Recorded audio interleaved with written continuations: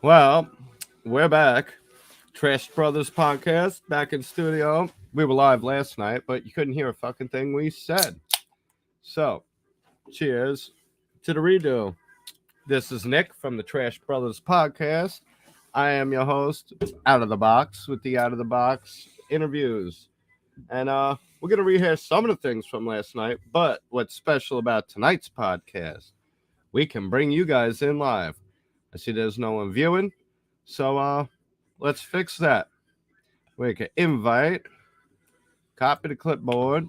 I am going to pin this. Hopefully we're live. I don't know what's going on here. Let's go. We got music playing. I don't know if you can hear it though. I'll bring it up. Let's see. See what's going on. What's Just on make your sure mind? this ain't loud. Are we live? Should be showing live. Shows us live.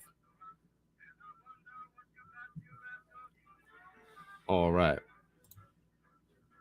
I don't think you can hear the music though. No, you can. I'm gonna post the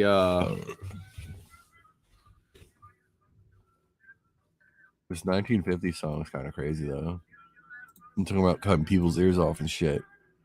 pin message. So you will see there is the StreamYard link if you want to hop in and say what's up. So let's rehash a little bit from last night. We got Nick from the Trash Culture Podcast. What is the Trash Culture Podcast, and how did it come about? Trash Culture Podcast is a podcast literally about any topic that I want to fucking talk about. We have base topics. We also do interviews on Instagram Live. Anybody with a profession, musicians, artists, anything like that in general. You know. All right. Love it. Love it. I know that it eventually moved over to mostly music, which is It the moved. passion of yours. It moved over eventually to music because a lot of my friends are musicians and I wanted to interview people and everybody was like, I'm down. You know, I have some people on there that are photographers that do just media groups and shit like that. Currently trying to get some other people in as well. Like, you know, musicians and also people with other hobbies, professions, passions. What's going on, Yankee? See you up in the house tonight. Can you hear us this time? Can you hear us loud and clear? I know last time was a problem. I listened back. I'm like, how the hell did they hear anything we were saying? Now it's dark. Oh, now there's the mood. What's up, Big Daddy?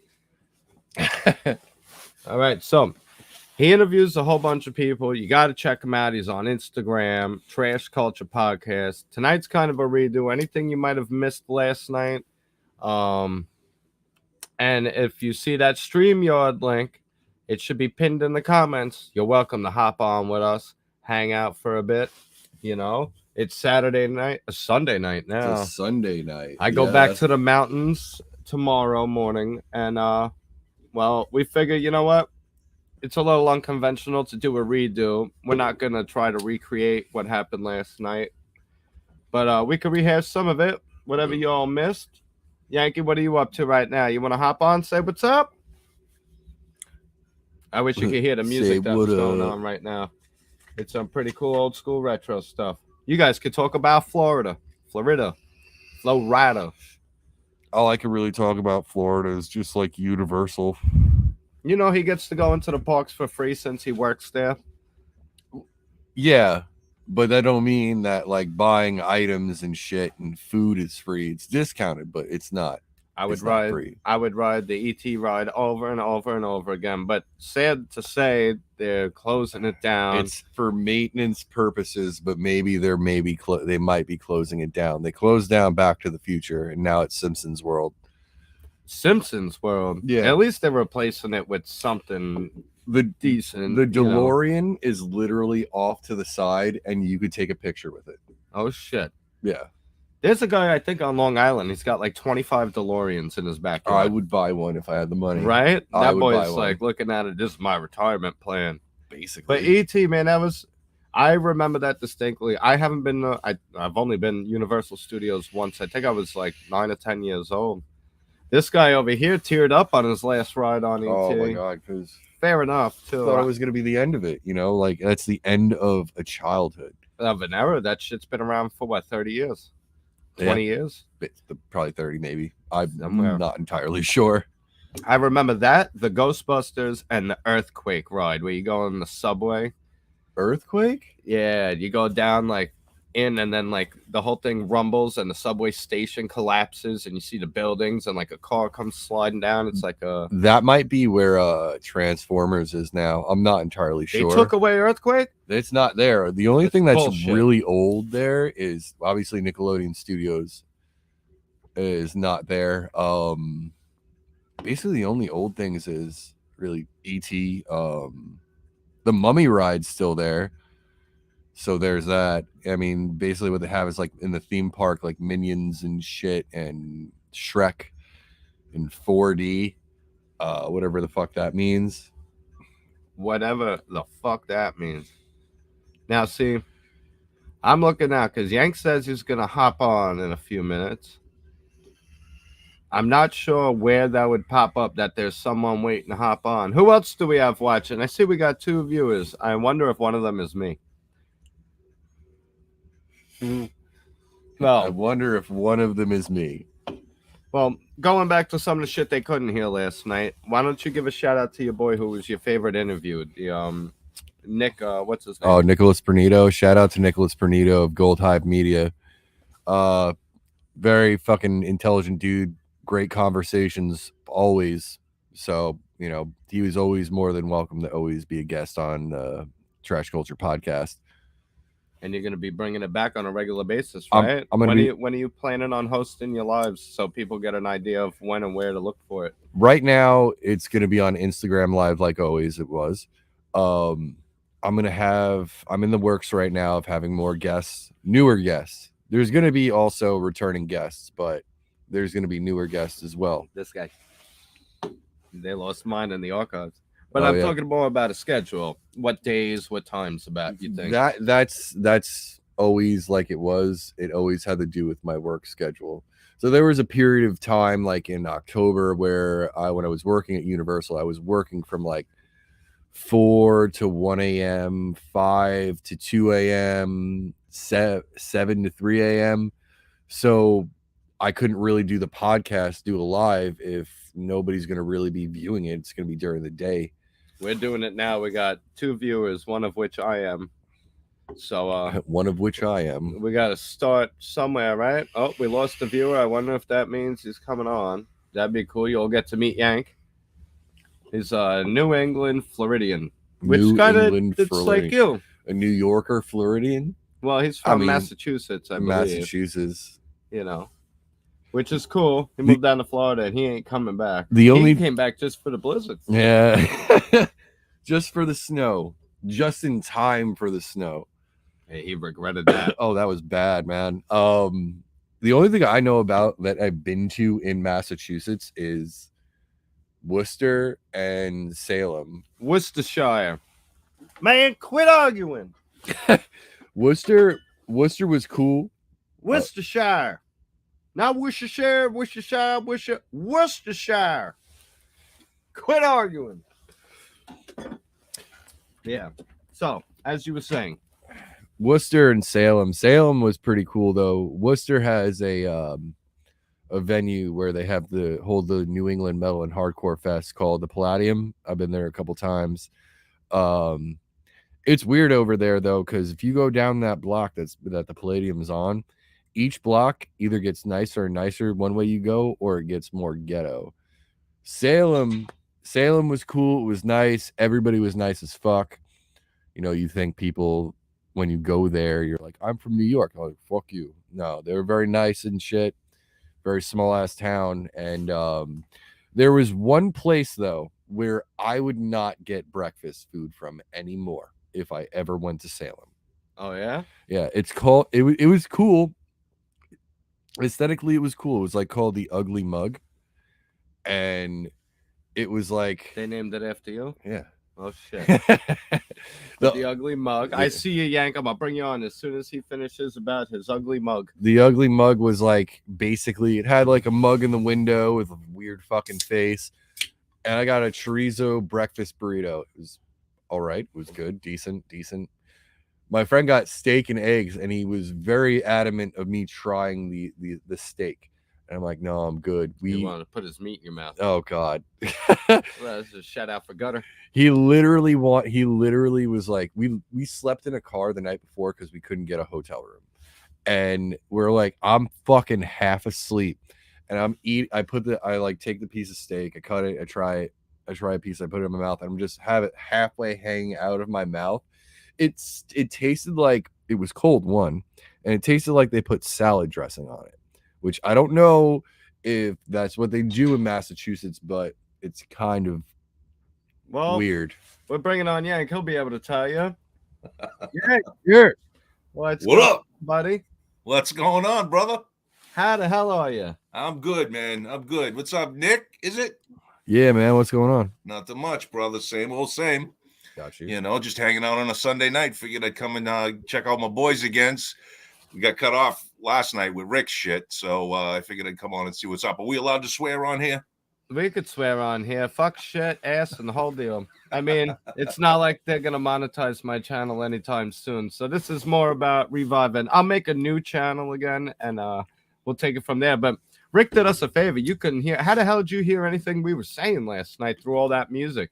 Dude, believe it, it wasn't that hard. I mean, there was a couple of times where I wanted to say, hey, man, lower the volume a bit because, you know, yeah, it was a little tough sometimes, but all in all, it wasn't bad. I didn't think it was all that bad. I kind of like music anyway. Me too, but that was supposed to be background music. It sounded like we were the lyrics to the song. You know what I mean? But that was awesome having you guys tune in. And hell, we went, and it was pretty cool to see. Like, we went from seeing you on the live stream here and then going over to Rick's and seeing you there. Hell, I even hopped on Rick's for a minute. I think you may have you may have left by that point. Yeah, I did. I couldn't listen to truck shit anymore. You know, him crying about the truck shit. But then I watched it this morning and how interesting things got after I left. So he was in a good mood last night. He was. I did the one thing he said, don't come on here and just tell me that you like me. And I came on and went, I'm fangirling right now, Rick. I just wanted to say I love you. I hear you, man. Yeah, that's funny shit. You know. But we came on kind of as a redo. I'm not gonna redo all the plugs because that section came out all right. But well, Yank, do you have any questions for me? Yeah, you have any? Less about you, Yank. More about absolutely. Less about us. What do you think of us? What do I think of you? Well, I think you're two peas in a pod. That's what I can tell. Now, listen, man. I have questions now. I noticed on your channel, like I did sub to your Gram. To your YouTube. I haven't found Gram yet because it's a different name, is it not? I updated the comment section. You'll see it pinned. All of his. You could get the direct link to the Instagram. Yeah. All right, man. Cool. I will go there and check it out. Now, you're into the musician stuff and artistry and things like that. And I notice we got a little bit of an age difference between us. So the music genres are a little different. Mm-hmm. But good music is always good music. Yep. Who would you say right now, is some of the best bands out there? I'm not talking boy bands. I'm not talking rap. I'm not talking any of that shit.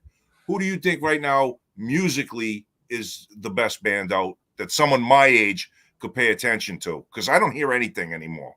I mean, it's kind of weird. It's kind of crazy for me because I've been trying to find new bands right now. Like, I'm only 34, so it's like I'm gonna be 35. So it's like I go back sometimes in like an era or a timeline of certain bands that I was like, yo, this is fucking sick. Because there's a lot of bands that I used to listen to that broke up that are coming back.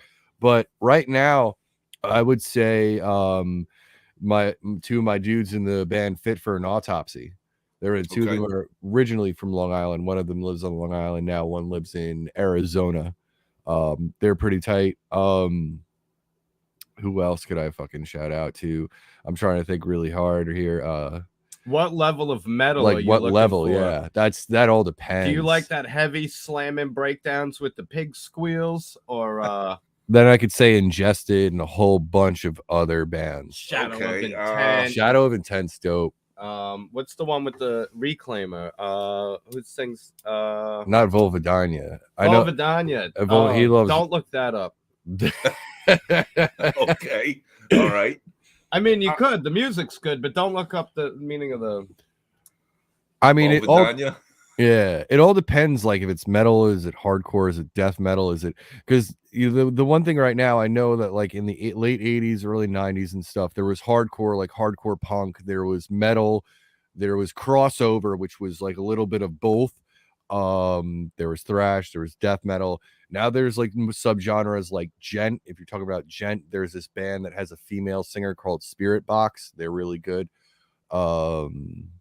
If you're There's a looking lot. for like some melodic metal, I might be able to throw a couple your way. Have you ever heard of Demure Borgir?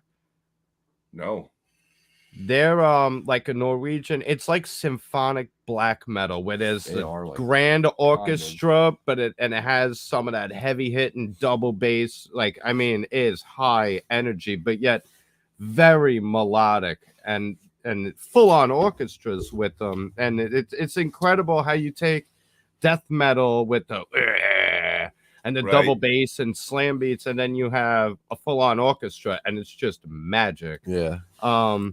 Who's the band? They Black Smoke Rising. This is like a reincarnation of Led Zeppelin. What's their name? What? Oh, that you listen to? Yeah. You listen to them all the time. I know. Jesus Christ, and I can't think of the name at the moment. Oh my God. I'll Under bring it pressure. up. Under pressure. Yeah, hold on. I'll find it because it's in my YouTube recents.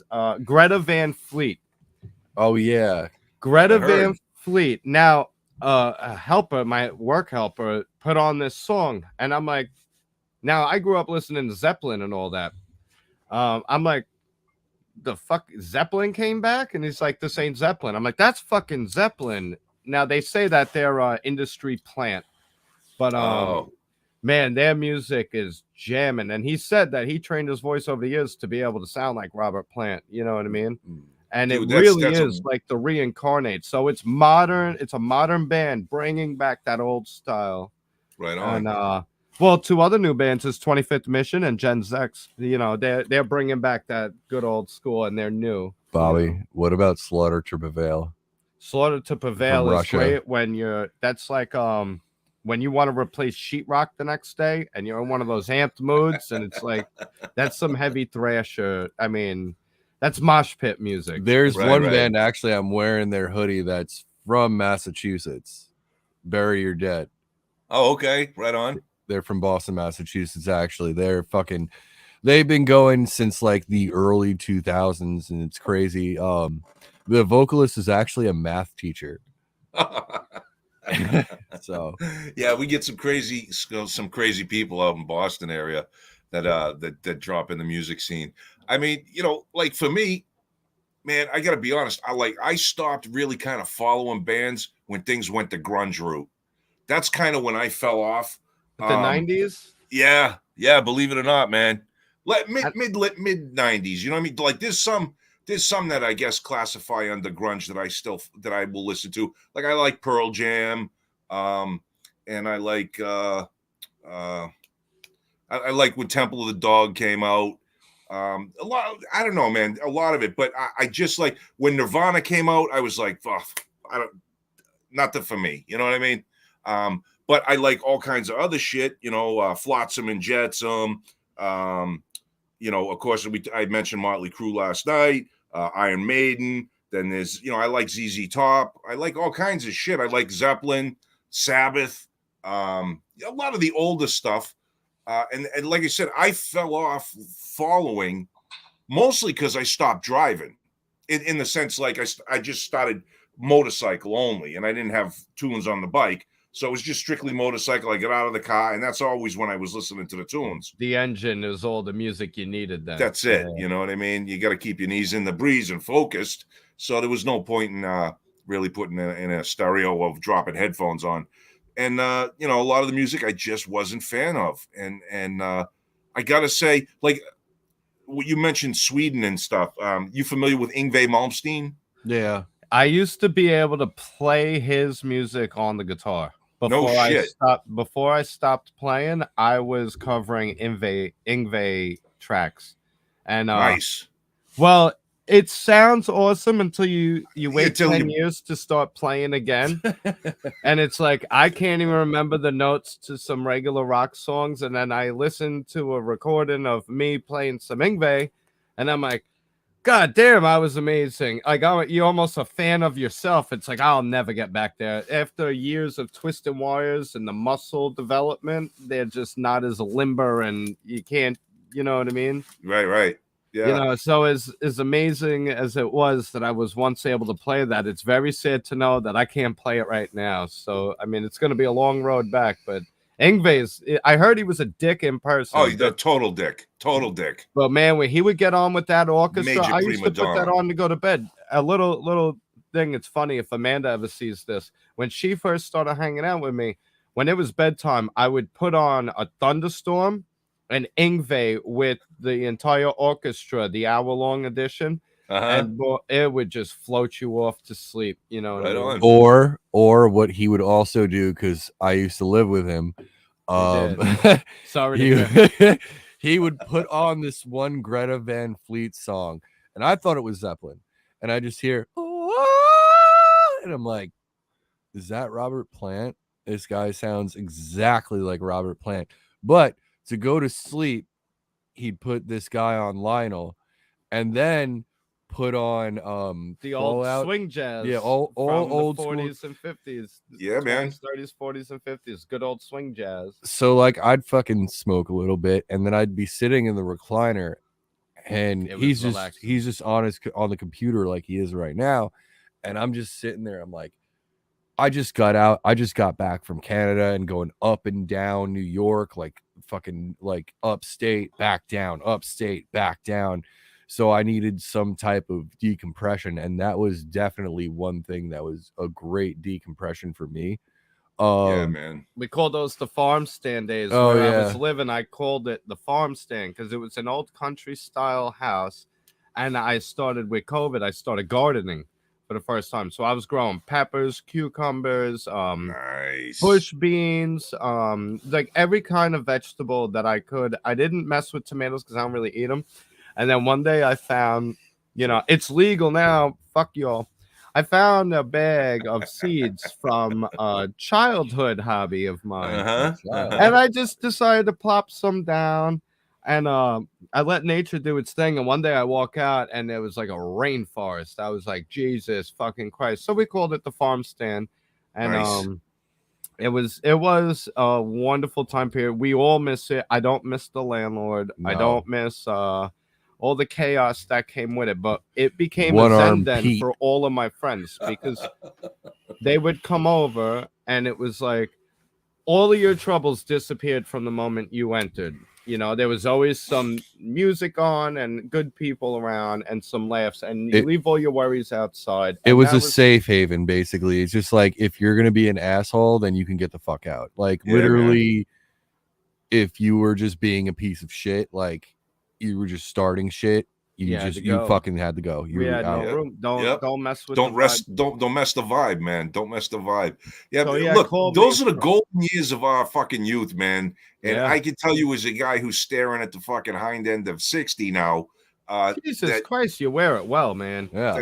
Thanks. I can tell you that I miss those times, man. I miss those places, those magical spots where it was just music and tunes and friends and thoughts and the creativity that people would bring into stuff. Now you don't have that now. Now all of a sudden you turn around, it's gone, and you're busy, and life is fucking doing things, and you're just trying to keep up and pay the bills and keep the roof over your head and shit. It's a bitch, man. I really do miss those good times. I've had a few apartments myself and a few houses where it was just dudes living together, and we were cranking in, rolling in the women, and the times were just fun, and everybody would get up for work the next day, pool our money together at the end of the week, pay the bills, and it was party time all weekend, And but the tunes were a major part of it, and now it's just, man, I just can't sit and listen to stuff anymore. It's crazy. They say the older you get, things get loud, and it is kind of true, because last night while I was waiting for Bobby's you guys' stream to start, I was looking through Bobby's page, and he's got love songs from the 40s, 50s, and 60s on there. I can't tell you how much of a groove I was in, just kicking back, listening to it, man. Sinatra, fucking Peggy That's Lee. my boy right there. Yeah, man. The fedora, bro. Yes. He used to walk around with just a regular fedora in my robe, and he'd have a robe, he'd have a fedora, and then he'd have his house shoes, which were tip shoes. Nice. And I'm just like, you got rings on and a fedora and a robe. The neighbors thought I was a drug dealer. Well, I mean, if you see somebody like that, you're not gonna be like, well, this is like an average, everyday, normal guy, right? No, like, but I'm gonna be like, that's one of my people over there. Because it's like, you know, we went to high school together and we knew each other. And there was an area like after we graduated high school by these train tracks where people would chill. Not on the train tracks, but we ran the train tracks. If you didn't have your track pass, the fuck out of here. MTA pass, what? Fucking, but yeah, like, so I was in Montreal. I was engaged to a French Canadian chick. I'm like, Nice. This is cool. You know, like I'm part French Canadian, and it was just, but they didn't get, honestly, I'm going to say something right now. French Canadian people do not give a fuck. Well, no, I'm not going to say all. I'm going to say some of them don't care because if they're nationalists, just like there's nationalists everywhere in every country. Yeah. So I was like, I'm part French Canadian too. They're like, oh, that's nice. But if I don't speak French, if I'm not French, bro. Yeah, no, you're allowed to say it. You live there, racist. That makes me racist? No, none of it. Oh, okay. Fucking, if that, like, the whole thing is, some of them were fucking awesome. So they're like, where are you from? Like, New York. They're like, oh, I love New York. I'm like, have you been there? They're like, no, but I'd love to go. I'm like, okay. And I'm like, you know, I was going throughout the whole city of Montreal. I'm not gonna lie to you, that was one of my favorite places that I've been to. Like, it's just, they legalized weed right when a couple months after I got there.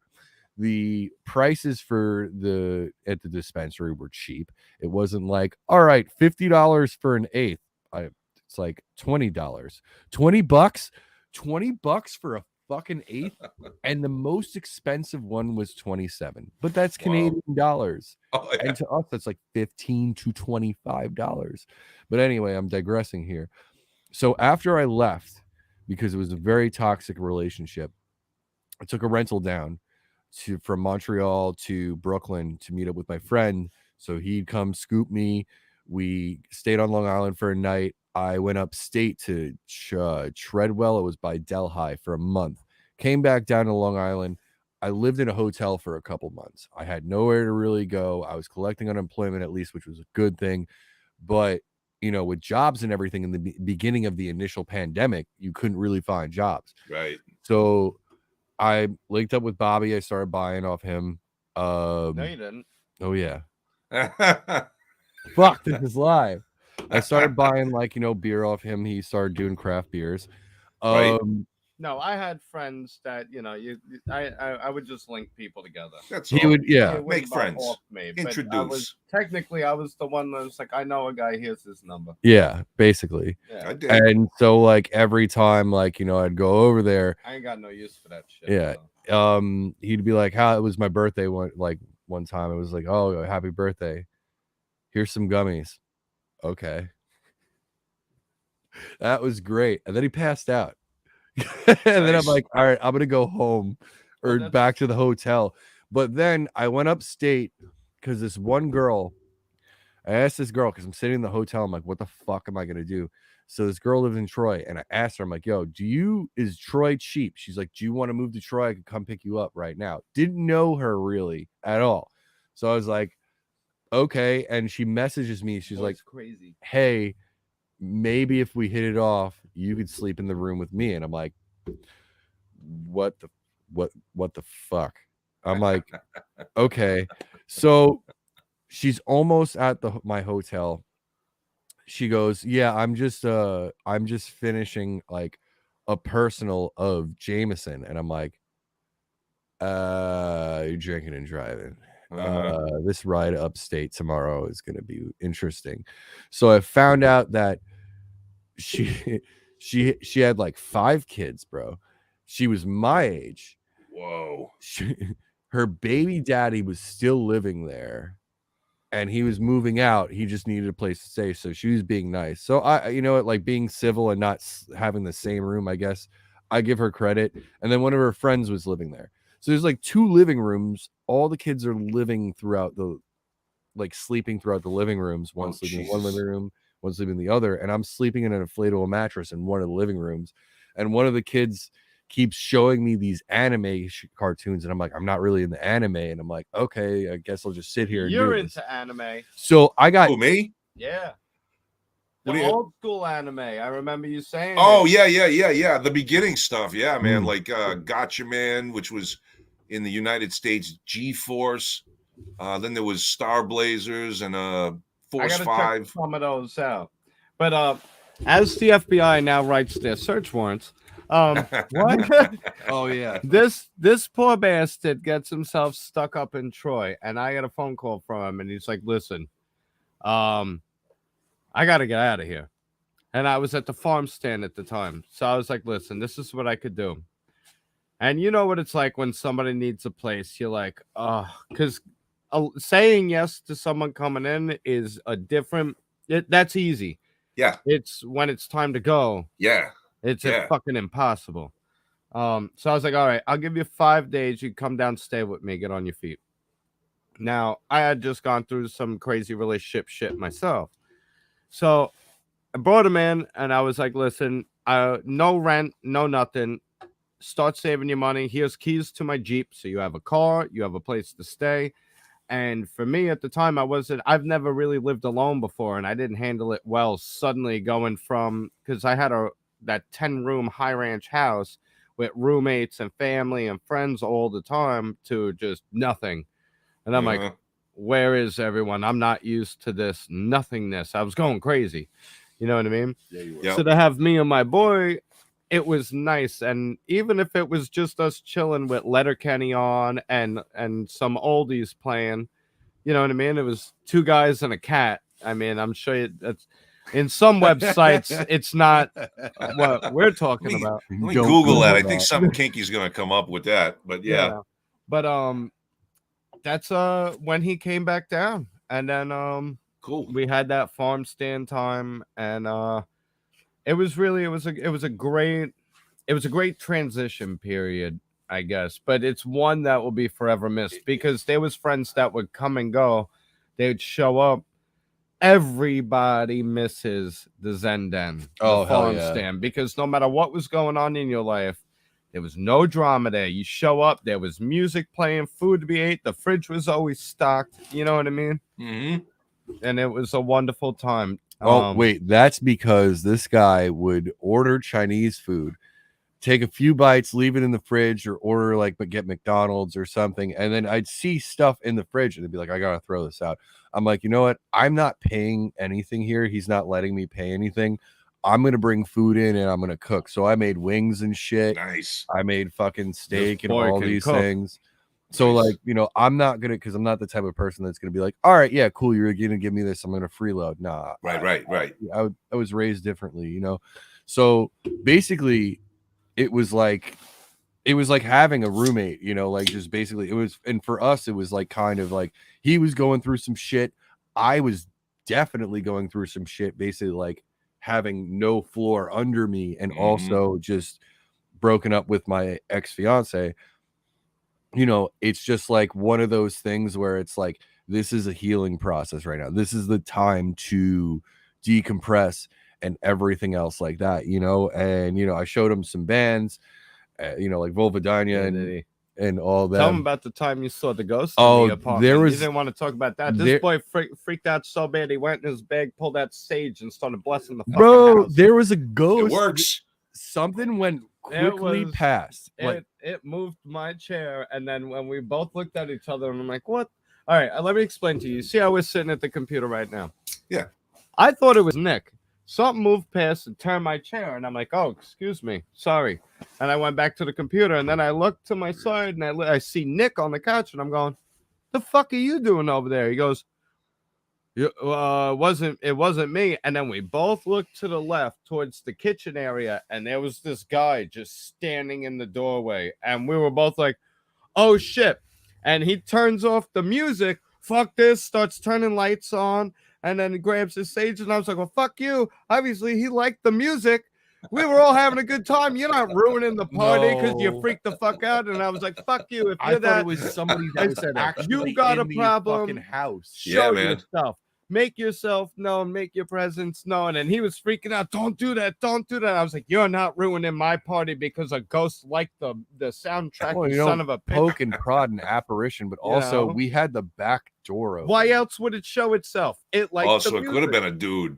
Yeah, that's what I mean. It could have been a dude. That's why I was like, yo, I went in like the room where I was sleeping in, and I checked like the fucking closet and shit. Because I'm like, Without what if this saying is so not a much, ghost? That Right. function was well protected. If it was a dude, Yeah. He'd have been fertilizer. I got you. a little Pretty bit. much for the most part. Well, Yeah. that was thanks to my landlord because I never knew what that fucking wackadoodle was gonna do. You know, and he liked to say a lot of stupid shit, and I was just like, so Oh my basically, God. it was at the detriment of myself and my own psychological well-being that I was able to manifest this Zenden for everybody else. Because near the end, when I started showing them what I was receiving from the landlord on a day, now mind you, I always paid my rent on time, so there was no reason for the landlord to bother me. But this guy was out of his fucking mind with all this shit. He had a bad drug habit. I came to find out, you know, which is sad, you know, but it's no excuse to harass somebody who's paying you, That's especially right. during COVID when they said you don't have to pay your landlord right now. I did Oh, so anyway this- because This I was could just a sleep couple at years night. ago. you know, This was just Yeah. a couple years ago. Yep. Yeah.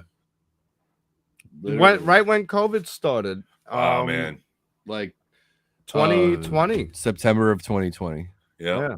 Wow, So, He man. came down. I said 5 days, and it was some of the most glorious months. Because I was And here we are. And that's when he Yeah. started. That's about when he started the trash culture thing. pretty much when I was living in the hotel, like I interviewed there was this Vietnam vet, and he was a nice guy. He seemed like a nice guy, but at the same time, like, you know, the furthermore, like there was the whatever the common area outside, and it was just Yeah. like this wrought iron bench that like people just smoke cigarettes on. So I'm like, all right.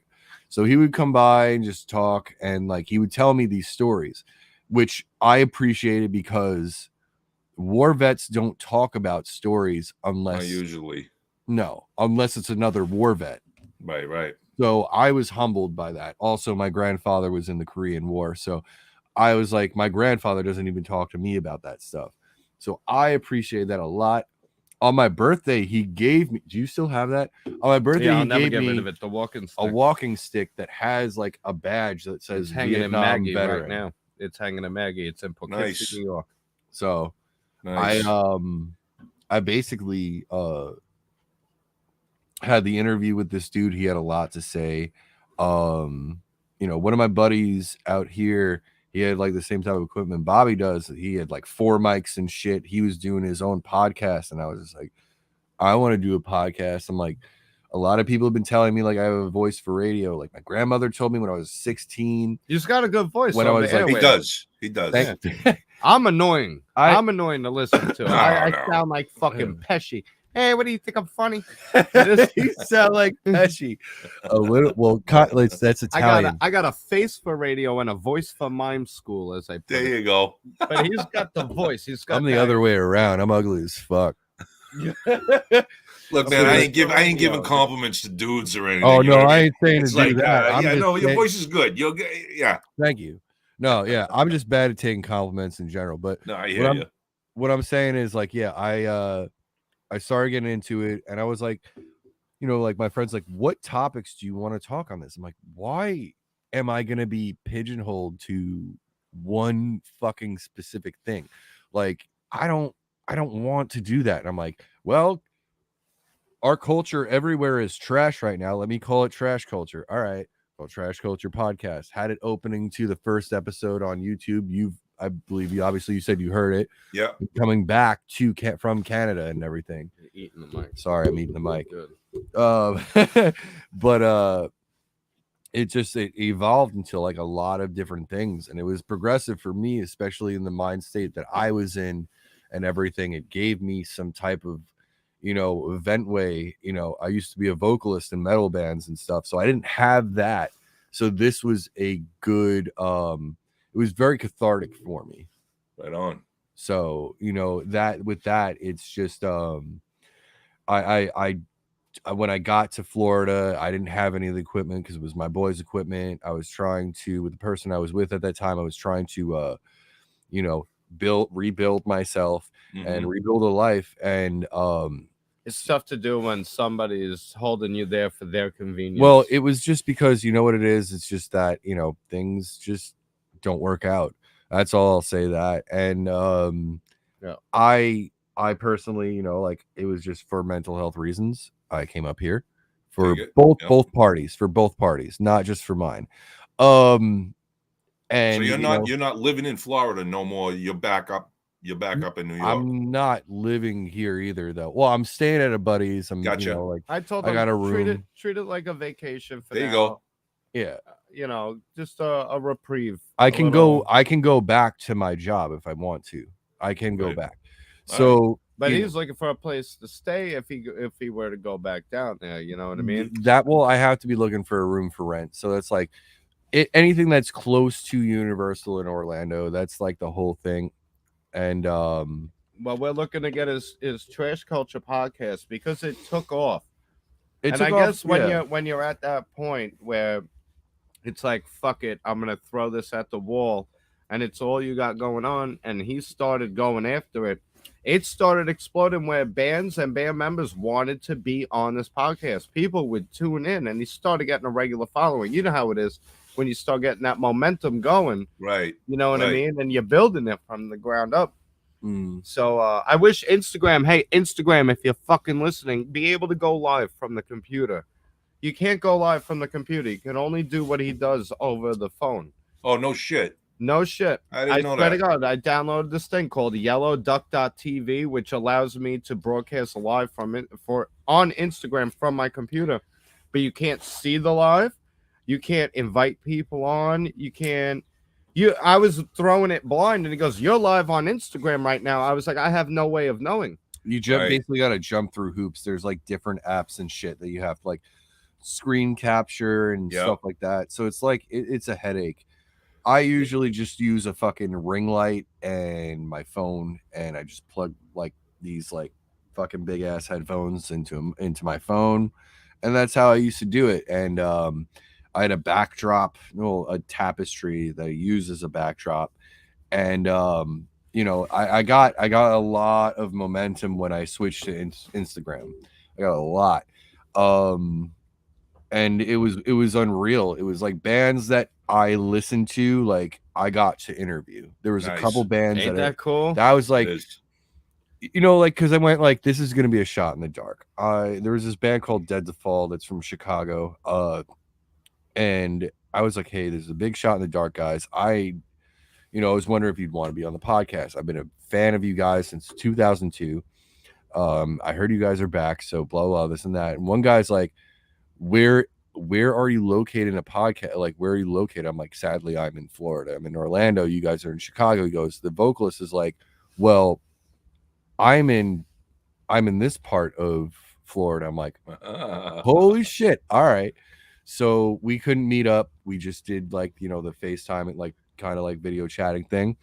And I was like, yo, very humble person. A lot of these people that came on that were national acts, very great and genuine people. And there was national act bands that were in the chat. And I was like, this is a little fucking unreal right now. You got some. Well, it's the community thing, man. Musicians, they don't get a lot of fucking, they don't get a lot of play and they don't get a lot of pull till they get monstrous usually. You know what I mean? A lot of times it's scrapping for everything you got. And they're out there, with the flyers on buildings and shit. And they could be the greatest band in the world. But until they make the big break, and no one really pays them any mind. They got their little following and shit. Want them to change things about it. And it's like that's not how we grew our fan base. Right.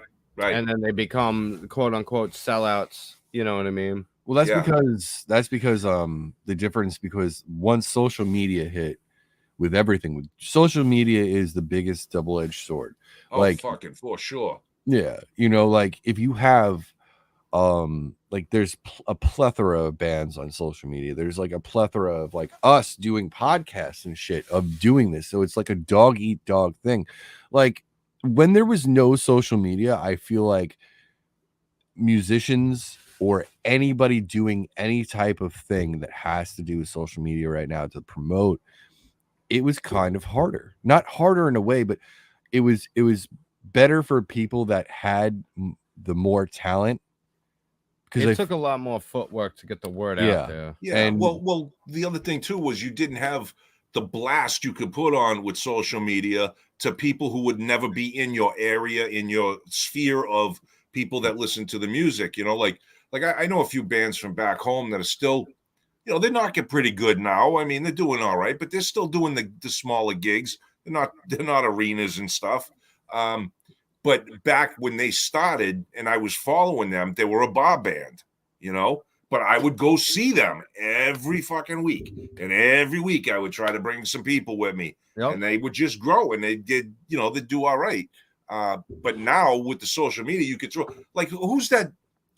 I mean, I'm not really a fan of his, but who's that? Tom McDonald? Yeah. Okay. Now he's basically an iTunes guy, right? Well, he does all his own shit. He don't need nobody. That's what I'm saying. But he self-made it through social media. Wrestler who took his money and decided, I'm going to do all this shit myself. And that's why him exploding is insane, because nobody could touch him. No one could censor him. They can't say we're going to ban you because he ain't owned by anybody. That's He's right. completely fan driven. That's and right. what you were saying about the bar bands, that's why people like 25th Mission, Gens X, these are my friends who started their bands, and 25th Mission just had a big, they opened up in Brooklyn in a big arena. They got they had a whole interview video you could watch on D City Live. They're up and coming, and they're bringing back that old school music. But I had Joe come down to see them. I brought other friends to come see them, and it's like a homegrown, a grassroots following of just the music that we miss. You know what I mean? The energy that we miss. So I 100% agree with that. And like with what he's doing, he started it from the ground up. So the people that would tune into his shit, to go from interviewing a couple of people to having bands that you're a fan of tuning in and wanting to be a part of it. I mean, he had something big going, and that's why I'm here promoting him. And you guys are doing the same exact thing with Gutter and Yank. I want you to plug your channel. Take the next few minutes. I want you, Mr. Yankee, I want you to explain to everybody what Gutter and Yank is, where they can find you, what you guys talk about. I'm all about promoting friends and family, and I dig it. You know, this is what it takes for people, you know, and even if your crowd stays small, I would have a better time in a small bar with people I know that we all get along than going to a concert venue I don't know nobody. You know what I mean? And it's like, yeah, you get to go, you get to see the band, you get yelled at by Kiss. I wasn't the one that the video you could find on. I saw the video. Okay. All right. No, because he was pointing down in general admission, going, you. No, that wasn't me. I was way up in the stands. All right. So that video, I saw the video because I'm trying to find it everywhere. That particular video was not me. I wasn't in general admission. I was on the side of the stage up in the stands. So cool. Just so, because if you ever watch that video, I can't take credit for that. That I hear you, man. Me. Hey, straight up being honest, that's all right, man. Nothing wrong with that. I can dig it. But cool. Tell us about Gutter and Yank. Okay, well, it's actually Yank and Gutter. Yank and Gutter. There we go. See, that's why you got to tell us about it. And we're a new channel. We just started out. How this happened was a few people got together in a chat section on a fellow Patriots sort of page, and we all started talking, and we just got to know each other, and we said, why don't we start a little gig? And it's basically a free speech, free flow zone. You come on, We start the live up, and we usually have a couple of topics that her and I will talk about. Got a Girl is my other half and co-owner, and we kick that around, and then people come on, and you know, whether they want to be in the chat or come on the live stream, they drop up topics that they want to talk about, and I think that's what's important. It ain't about listening to me, you know what I mean? Because I can talk forever, and I'll talk in circles, and I'll talk about bullshit. It's up to what other people are interested in talking about, and I know a lot, or I know a little about a lot, so I can kind of hang on any subject, and when people bring them up, we bring them on and we let them go for as long as they want to. So every Tuesday night at 8 p.m. Eastern Standard Time, because I'm on the East Coast and Gutter Girl is on the West Coast, so we got the time difference thing going. But it's 8 p.m. every Tuesday night. Drop in. It's Yank and Gutter.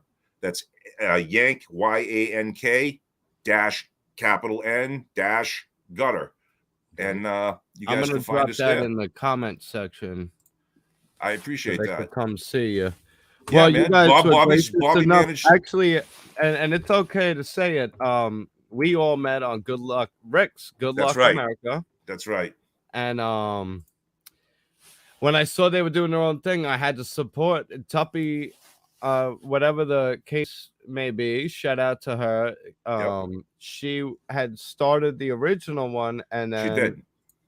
Whatever happened, they created it was not one. a bad blood thing. Tuppy just has a busy life in Australia, and she runs the government might work a little rescue. Different. So I don't blame her for not wanting to be a part of some of those conversations. You know, it's just amazing the way the world works. I'm gonna drop this in both. So this is a link to Yank and Gutter. I appreciate that, man. Definitely check them out. And you know, it's amazing the way the world connects people, you know what I mean? And this is what they don't, and when I say they, I mean the machine that wants to control everybody. They don't want us being able to think for ourselves or find each other, or you know, because unity between citizens means complications for you know, the puppet masters. That's right. Better with division. Well, dude, one of the biggest things that I wish we could solve, man, is the difference between pigmented, non-pigmented people, man, because what they fear is this the most. We had that two in hands the 90s. Go together. That's going to be the problem. In the 90s and the 2000s. Yes. My favorite album was Busta Rhymes' Extinction Level Event. We all listened to Biggie. We all listened to Tupac. We all there was no, it was East Coast, West Coast classics. There was no. They had to end that. They really they had to take care of that. And that's when Obama came in. All that racist shit came back. And the ones that climb the tower and scream about racism, racism, racism, it's like, yeah, racism still exists because assholes like you keep it relevant. You know, and the Democrat Party, they're a party of the KKK, they're a party of the Jim Crow laws. They're the ones that are on their altars preaching about systemic racism. And it's like, yeah, well, if it wasn't for you people, that never would have been a thing. Right. You know, we forgot about race. Like for you a brought while. up, you brought up one time the most sound thing I've ever heard was simply the people that have to add race into a conversation are the racists. All the racists. That's because when I talk to somebody, I don't give a shit. The color, the things don't even enter my mind. It's kind of like, will I get along with this person? Is this person going to be decent? That's all I care about. What's your that? Values. Well, your value system. That's I don't care your religion, your race, or anything. What are your values? I have more in common with American Muslims than I do with white Democrats. Ah, there you go. You know what I mean? Right. I hear because you, man. they come here, they're conservative. They want liberty. They want limited government. They want the American dream. They've lived under Democrats authoritative thumb. Want retribution for their own race. Yeah, if you're bringing up race, that means race is a thing on your mind. I mean, we all brought up race right now. That doesn't make us racist, but you understand. Yeah. Yank. You said you listened to like music, a lot of music in the 80s, right? Yep. So did you listen to like a lot of 80s hardcore, like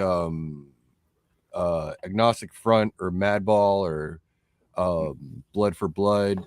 No, I can't say I did. I mean, like I listened to like Ice-T. The dudes from Washington. Bad Brains. I might have looked.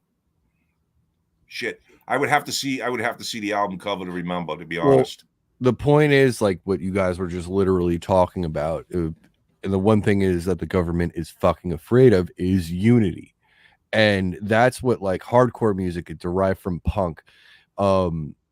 The whole message was 7 or KRS7. He used to rap about. It was that shit about all the unity. time. Like hardcore bands, like there was a lot of New York hardcore bands like NYHC. There's a lot of Boston hardcore bands too, but it was all about unity. A lot of them mostly. You can hold this down for a second. But the whole thing is like there is something that each time, and I noticed something in like every decade, things in general come in waves. Mm-hmm. Like whether it's like anything, it comes in waves, and it's just fucking weird, to be honest with you. Like I've only been alive since the late 80s, so I got to see a little bit of the 80s, which is cool, all the 90s, but with that, it's just I also had Bobby on my podcast, and him, you know, so I was basically I'm in the middle, and my co-host, his family was, you know, Democratic. Bobby's on the other side. So I'm sitting there when both of them are going like, Bobby's like, what are we gonna do when they take our guns or whatever? It's like, or well, if there's no cops, we'll handle it.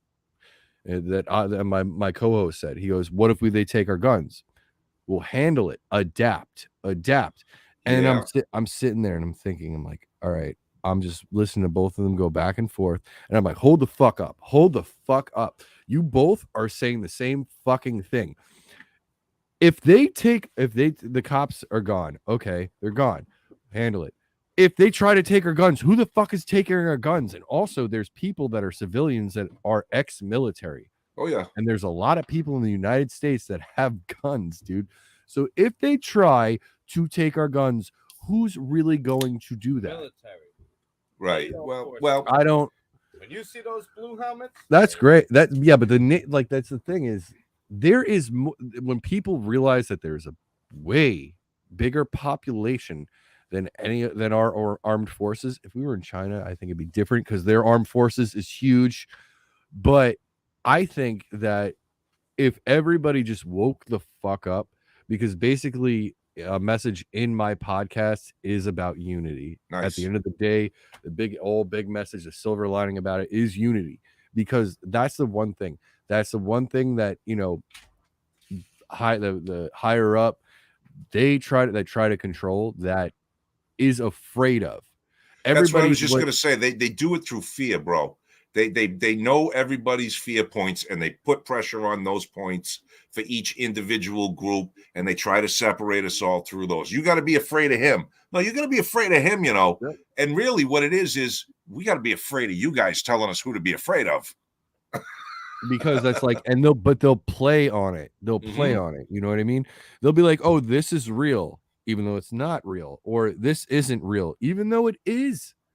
And it's just a whole mental warfare of mind games and everything. Yeah, you got to kind of pull back sometimes and say, look, I'm going to look at this shit objectively, man. I got my own preferences, but those are my preferences. I got to look at things objectively and find the truth within. And it's threading a fine needle sometimes. Like, one of the hardest things to do is when your enemy when someone who is a stated enemy, let's say politically, states something that is true, and you have to go, shit, that's a good idea. What he said is correct. That's what people have a hard time with. They tend to dig their heels into their own ideology and say, because that came from this person over here, I ain't listening to it. That's shit. Exactly. In my opinion. You never get anywhere. This is the ideology that, going directly on that point. This is where I break people's cases. Because if Hillary Clinton, the Democrat, the whole government, there are two parties. There's the government and the tax cattle. Yes. There's no Republican or Democrat. That's whole right. charade between the two of them keeps us fighting between each other. And Agreed. We're all like, oh, it's Democrats' fault. It's Republicans' fault. No, it's the fucking government. And it's the people. Yeah, and our country was started by rebels. So when somebody comes up with a good idea, I'm like, that's a great idea. If Hillary Clinton ran on the policies of we're gonna repeal gun laws. We're gonna cut taxes. Guess who was voting for fucking Hillary Clinton? I hear you, man. You know what I mean? I don't Yeah. care about party lines. I care about less intrusion of the government. But Mhm. that's the one thing you just said, two parties. Now this is my thing. Okay. The two parties, it's a no, because like I even said that in Hold on, real quick, while you gather that thought. The people who really have a problem with who says what when they agree with it tends to be the left. The left seem to virtue signal on a crazy basis. First of all, when they talk about race and black people can't get ID, voter ID is racist. Why are you or we're going to eliminate standardized testing because it's unfair to black people. So you're lowering the bar, you're lowering the standards. Why do you look down on these people? Why Yeah. do you need to be their savior? Why are you treating them less That's than the soft equal? bigotry of low The expectations. soft bigotry of right there. Boom. That's a quote. That's a shirt right there. That's the fucking thing. And it's Well, like, that's not who's mine. the That's actual I didn't bigot? make that up. That's something somebody else I said. know. No, I know. Okay. But I'm saying that right there. That's a key phrase. The soft bigotry of low expectations. These people claim to be advocating to help them by diminishing and belittling them as people. And it's like, I don't care what color you are. I'm going to treat you as an equal, and that is the greatest compliment you could give to a person is That's to right. expect as much as you expect from yourself or any other person. I agree. And it really is. I've noticed now. I can't disclose too much. We know I work in the film and movie industry. Okay, Correct. it's basically ran by the left. The people there are, for the most part, awesome. We have a common goal, so we're distracted from all outside shit. We get along great. In fact, to the point where I can consider myself friends with some of them, because we're working towards a common goal. And then I find that some of them they stole from me once. I was watching them. I came around the corner and saw my stuff getting stolen, actively stolen. And they are the same ones that when something happened, they were the first one to come out and start acting belligerent. How could you this and that? And then they stand on their moral high ground. Well, black's this and I'm that. And I'm like, well, this is what I've noticed. The people that have to virtue signal the most are making up for what a piece of shit they actually are as a person. It gives them something to feel good about at night. that could be anybody in general. It doesn't matter if they go, back it up. It's just if you go, oh well, you're But racist, the or it's people that seem to virtue signal the hardest are usually making up for them being a piece of shit genuinely as a person. Here's kind of like my real quick take on it, the left and the right paradigm thing. You got different kinds of people, right? And there are people that like things the way they are, and there are people that hate things the way they are and want to change shit. And they tend to fall into the two parties, and both can be wrong with their philosophies. Like I consider myself a conservative. I kind of like status quo shit. I don't like a lot of chaos and upheaval and changes. I just like to fucking do my thing every day and whatever, be left alone. But then you do have the other people that always see a problem in everything. They're always trying to solve or better or create or whatever, and they just get pushy and pushy. Then as a result of the changes that they push, the other ones then stand pat and they don't want to hear a fucking thing and they don't want to move.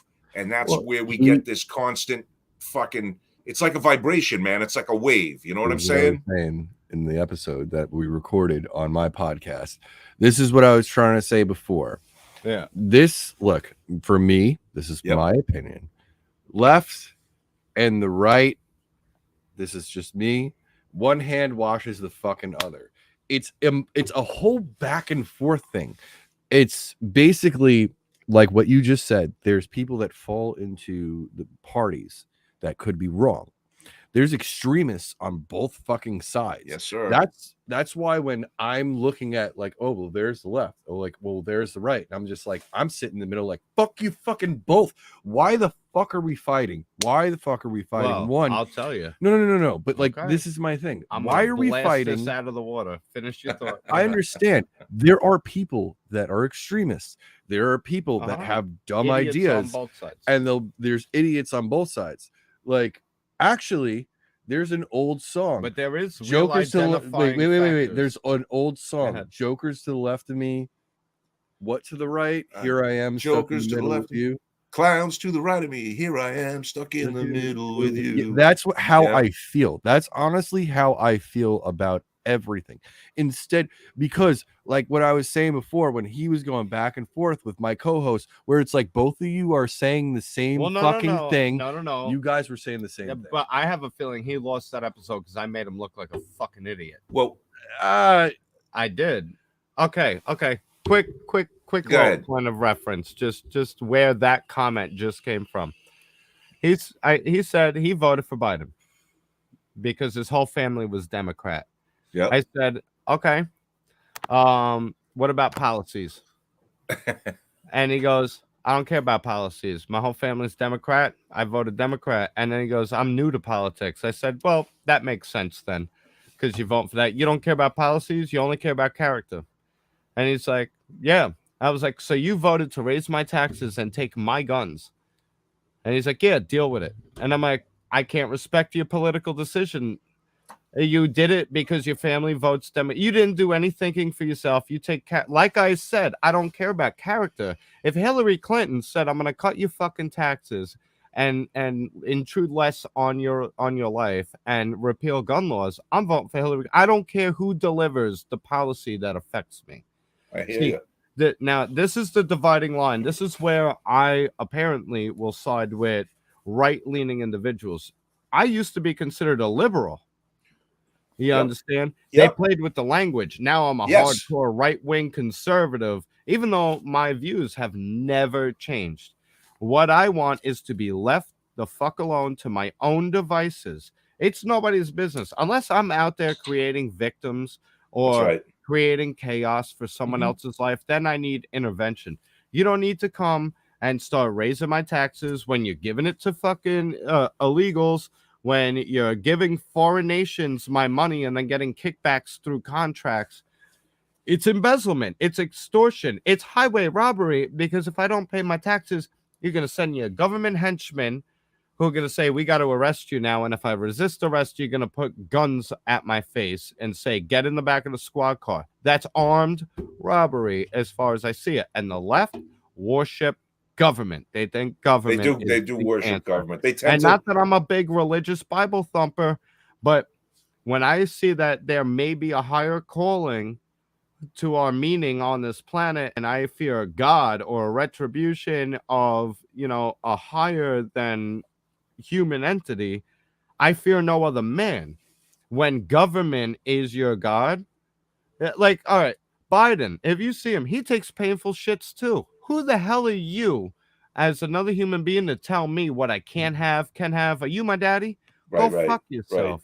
No, he was voted head chimp. The liberal He's more or less a perspective. senile grandpa. But now I'm considered a right-wing extremist conservative. I'm a racist. I'm a bigot. And I'm like, anyway, how the fuck does that change? How do you change, and how does like the government shift? Like, okay, there's this is how this is, and this is how the right is now.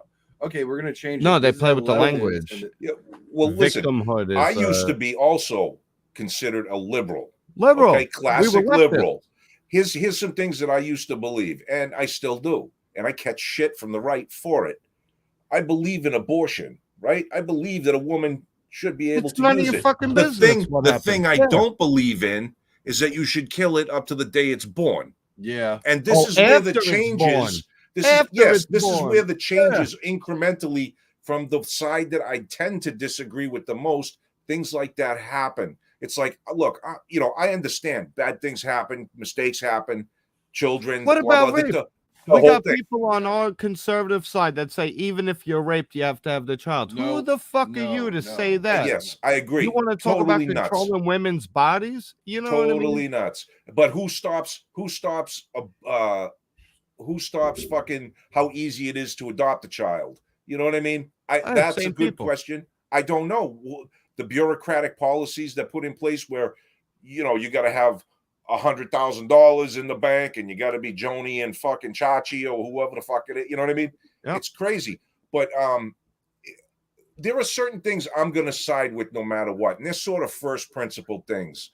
The right to free speech, the right to assemble, the right to address your grievances, the right to defend yourself is one that I will never, ever give up on, because without that, all the others can be stripped away. So when people say, oh, it's just about keeping people safe from guns, for me, guns, the only reason I'm for guns is because nothing better has come out instead of guns to protect yourself. Well, and you have the statistics to back that up. That's true. Nobody talks about that. That's true. Because what is it? About 14 to 40,000 people get murdered by guns, but 500,000 to 1 million times per year, a person who owns a firearm stops a crime that could have created victims. Yeah, and those stats are not kept as clear or charted or marked down as clearly as the ones for gun crimes or gun deaths. And what they failed to add in is that 60% of gun deaths are by suicide.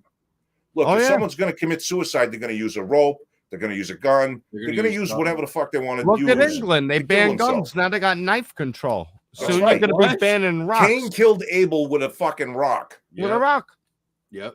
No one needs that's man's nature. Soon they just at birth they're gonna cut your fucking hands off. No one needs assault hands. This is why, but this is my opinion. This is why I feel like there's a two-party system and it's flawed as fuck. Because there's things that probably you don't like. It's a uniparty. No, but what I'm saying is there's probably things that people that are on the left side do not agree with on the left side. There's people on the right side. No, that's a cult, bro. Don't agree. Me, that's the difference. I just sit in the middle. I'm like, I go by moral shit. Like you just said about abortion. Let me say something right now. What you just said. You think there's a two-party system. The left side is a cult.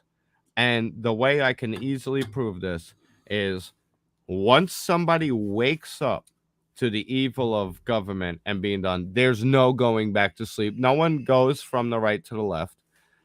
They have to censor the people that are waking other people up.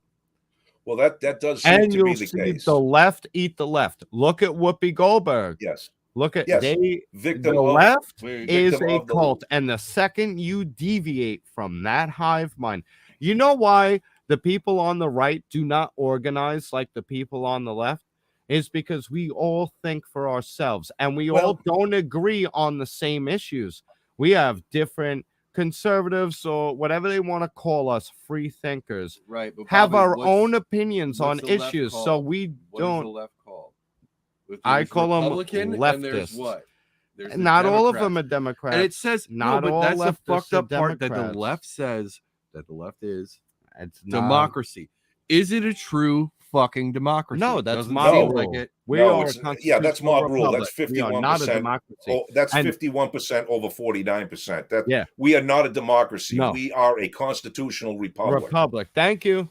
Yes. And that's what there is a big difference. And the thing is that the individual rights outweigh the rights of the many. So in other words, bottom line is you leave me alone and I leave you alone if I'm not hurting you and you're not hurting me. But it's when someone starts and it's based on the principles laid out within our Constitution that are the rights and the amendments and things like that, that everybody agreed to at that time that we're supposed to follow and that we don't follow anymore. One of the things that I was thinking was, as I was listening to you speak, was that the left is, when you said the left is a cult, absolutely. Anybody who subscribes to a party is a cult. Okay. Listen, if you're a right-leaning person like I am, you would not believe the amount of heat that I used to get because I said, fuck our troops and fuck the police. They don't fucking like that. They don't like that, dude. Because they got their little worship sacred cows as well. Signaling, but they're all government henchmen, if you think about it. That's right. That's that's right. why I And that said was I my hate the point, but they two-party can't see system. that. You say Yeah. fuck religion, fuck cops, fuck police, fuck military. Right-leaning people lose their fucking minds. Yeah. You're a That's fucking their- lefty communist. And it's like, no. No. I just don't think we should be invading fucking Iraq over bullshit. Just like I don't think we should be sending troops right now to Ukraine for bullshit that's got nothing to do with us. That's not what our troops are for. I don't believe police should be pulling you over for tinted windows and fishing for fucking warrants and fishing for pot in your car and fishing for a taillight and a registration and all kinds of other shit, which always leads to force being used upon you. You can say no to anything you want. And if the government decides, they will keep pushing that force up until you're dead. And all you have to do is say no. Just say no enough, and they will kill you for it. And we got the fucking Trump cult to deal with too. They don't that was make another anything thing. any I better. said many times on my platforms where I talk, I said I hate fucking Trump. I fucking hate the man Trump. But I voted for him twice because I liked his policies. Yeah. He was America first. This is my fucking country. I was born here. Yep. I live here. I like it. I like the culture. I like all the people in it, and I want to preserve it. I don't want it to become fucking Europe where it's just this fucking thing. I want it to be a separate sovereign nation, and that's what he was doing. So I got behind him. But as far as Trump the man is concerned, I think he's an idiot. I think he's a dolt. Yeah. I think he's a loud, brass mouth fucking punk. It and was I don't like a him. sad day when I had to vote for Trump as the savior of this fine country. That was Thank hilarious. you. I was like, we That was now's hilarious. the time. If you notice, my Facebook started in 2016 when I saw Trump was running for president, and I realized I was going to vote for him. I said, "This country's in some serious fucking trouble." That's right. I watched him watch the what was it? The inaugural election. That inaugural was- speech, though, was That was like two fucking kids arguing. I'm not gonna. not. Yes, it you're was. talking about the debate. The I'm talking debate about was the like- inaugural yes, that's speech. what I'm trying- The that's what I was inaugural trying to speech should be moving on a banner somewhere. But the debate the debate was fucking hilarious in my opinion. I'm just like sitting here, like We well, knew you who did we were this, well, voting you did for. that, and it's like, okay, But we knew who Trump was. okay, He was no, a but that's- celebrity it's before not- a but politician. Yes, we do, but that's not the point. The point was we have two people that are going to represent our country that are acting like fucking childs. I'm sorry. Yes. Trump I was didn't. a- That's why you know what? I'm going to say it right fucking now. I didn't vote for anybody. I didn't want either of them to be president because they think they both fucking sucked. One, you had to See, choose. this is where you're going for character over wait, policy. hold though. on. You got to choose the lesser of both evils. No, Yes, that's no. bullshit. Sometimes you do. Trump- Sometimes you do. You Yes. do have to choose. See, that's what I'm saying. But I'm not saying that Trump was worse than Biden because obviously, look what just happened. We got a fucking senile 80-something-year-old dumb fuck in the White No, we House. got China running the country, And he's we like always basically have. like I saw a video of him going to like one other China. one owns other person America, going like, though. "Oh, you got the vaccine Well, and you're okay?" Oh no, the vaccine's great. Everybody should get the vaccine. It's Well, like, I'm not why the monetizing this fuck live. did you get why the Sorry, fuck man. did you get the vaccine then? Why did you just So ask him good. if he's I don't do okay? it for the money. Why did you ask him if he's okay? This is my point. My whole point is the fact that I've been saying it like for a minute now. The two-party system is fucking flawed. Fuck all that shit. but see, here's the funny thing, man. The two-party system we talk about, right? Everything in this world, in this universe, Yeah. everything has a polar opposite. The Okay, there's a duality. yin and a yang to everything, and it's always moving forward, but one thing is always slowing down the progression of something else moving. So that's why we have this two-party system. It actually works, okay, in the sense that, okay, a lot of people say, well, the Republican Party doesn't fucking stand for anything because they're always siding with, and they end up going left anyway. Well, everything ends up going left because anything having to do with government is always going to continue to grow ultimately itself prevail. to Yeah, become authoritarian. absolutely.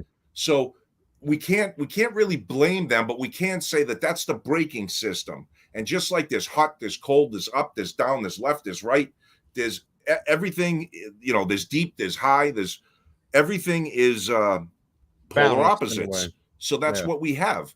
And I believe that our system is fucked up because right now, globally, the majority of the world is not under any sort of representation of the individual reflected in their governments to the point where there's a balance and an equilibrium. We have an No. authoritative globe It's not right for now the where people. most of No. most of the countries rule over their citizens. Yes. And we're seeing that now. Here. And we've lost our country, in my opinion. You said China, and I believe you are correct in that, because fiscal monetary policies and in business have led to China's growth. Now, every empire only has a certain amount of time on this planet, and then it loses its number one status. They've been around for like 3,000 plus years. Yes, now. they've been around, but they have not been a number one in a long time. So they are still considered a developing nation. Can you fucking believe that? well, most of their 1.3 billion or whatever they have live in abject poverty. Do you know that America is technically a third world nation? How do you figure? If you go through the bullet points of what determines a country to be third world, we are technically, America is a third world nation. See, I got a hard time believing that, because the poorest people in our country live 100 times better. That's because they steal the successful people's money and put them on government programs. Yes, I agree. Okay, so now we're talking about individuals what I'm can talking create about on is their own. gross domestic product. We actually spend more money importing than we gain money exporting. Okay. Yeah. And when it comes to resources, technically there's a threshold that would deem a country third world. Forget about academia, because we're ranked like 34th in the world. Right. Because the schools are more worried about having them out there as political activists. That's why they want to keep lowering the voting age. But when it comes to what a country produces for the world and the profits that they benefit off of, as opposed to developing infrastructure and importing foreign goods, America technically is a third world nation. Okay. I hear what you're saying. And China is delegated or marked as a developing nation, even though they're the ones supplying us. But they've most done of a China, really good job. Most of China can't even afford half the shit that they export. People. The people, correct. The people can't really afford what the hell China's making. Nope. China's making exporting to the richer countries. It's fucking crazy how fucked up this world is. Like, I don't know if you guys are old enough, but my first guy I ever voted for was Ross Perot. I don't know if you guys ever did any research and watched some clips of him. Ross Perot. Yeah, they all make fun of him, but his whole thing was almost like the same thing with the Trump agenda. Bingo. First, cutting the corporate tax. Oh, you want to cut the taxes for the wealthy 1%? No, we want to cut the taxes to make an incentive for businesses to do business here. Correct. And then you can charge foreign countries tariffs for exporting our goods. Isn't that how it's supposed to work? I'm just saying, because every time I went from Canada, if I brought something back that was like meat or something, I had to get taxed on it. Isn't that how it's supposed to? It's supposed to work that way, but then the Clintons came in, and the Clinton was a real big, well, him and the first Bush mafia. They were for globalism. They wanted free trade. Free trade is what actually killed everything, because you had checks. Tariffs were a check and balance. Yeah. And they removed the check and balance. And then that way companies could go overseas, create their products, and use labor forces that had no rules or regulations behind them, and could pay them a nickel a day. Fucking slave labor. But how come I would be still, if I let's say if I went from Canada and I bought smoked meat and I brought it through the border. That's because you're an individual, not a corporation. Okay. So they're only going to tax an individual. They're not going to tax a corporation. No, Well, there's tariffs on corporations. yeah, there's tariffs and taxes, but there's also loopholes around it. There's also loopholes for you too. You could run through the woods and get across the border. Uh-huh. You know what Yeah, I'm saying? You don't have to declare the shit. You could have put it in a spare tire. I mean, I didn't actually pay taxes on it because all I bought was like snacks, like in chips and shit I that we gotcha. didn't have in the US. So I was like, all dressed chips. I fucking love these. I'm taking them through, and they had this beer in Quebec, which we have it in the United States as distributors, called 1664, and it's like from France. So I was like, I'm gonna get this. This is fucking delicious. I'm bringing it with me. It actually is a pretty good beer. I must say so. It's 1664 Blanc, not actually. The crazy part is when I first moved to Florida, they had an A&W in there. Oh at yeah, the Florida Mall. I'm like, what the fuck?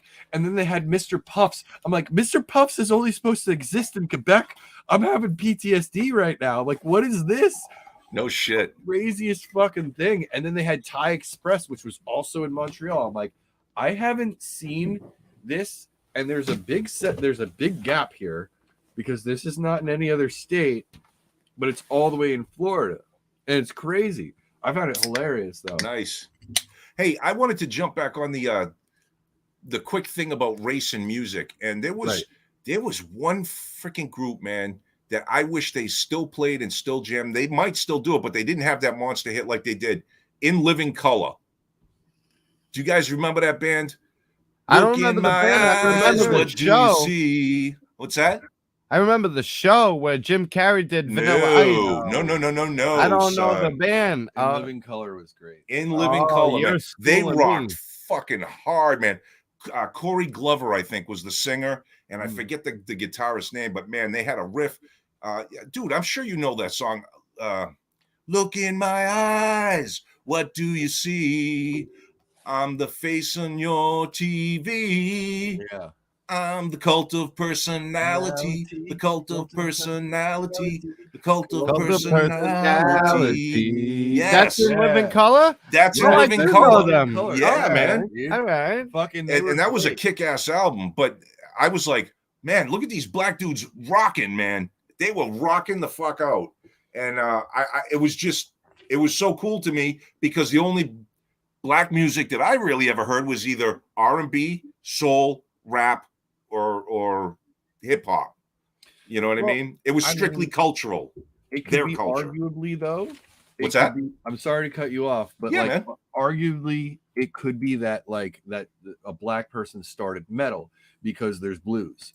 Blues, Yes. apparently metal originates, its roots are from blues. Yes, You know? absolutely. Absolutely.